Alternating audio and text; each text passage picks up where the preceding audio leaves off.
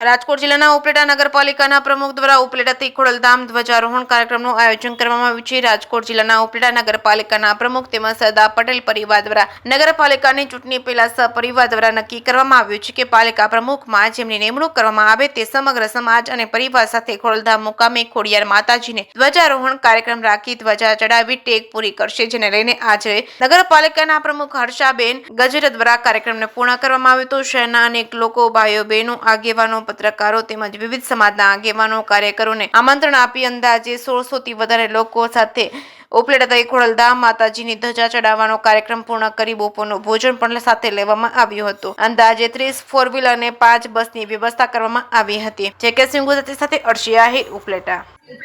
વર્ષાબેન ગજેરા, નગરપાલિકા પ્રમુખ. આજે અમે ખોડલધામ કાગળ ધજાજી લઈને આવ્યા છીએ. અમારું બહુ જ સફળતા ધજાજીમાં થઈ છે. આજે મેં આમંત્રણ 1600 માણસને આપ્યું હતું.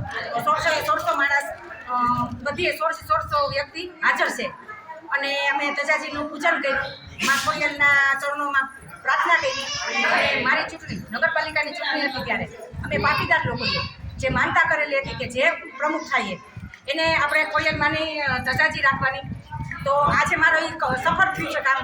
માતાજીને અમારી પ્રાર્થના સુણી છે અને અમારી કાયમ અમારી માથે માતાજીના આશીર્વાદ રહે એવા માતાજીના ચરણોમાં અમે નમન કરી છીએ. અને બધા જ 1600 ભાઈઓ, બહેનો, બાળકો, વડીલો, બધા આગેવાનો બધાની હાજરી હતી. અને અમારા ધારાસભ્યો, મારા નગરપાલિકાનો આખો સ્ટાફ, ગામના આગેવાનો બધાની હાજરી હતી. ખૂબ જ આનંદ અમને આવ્યો છે આજે.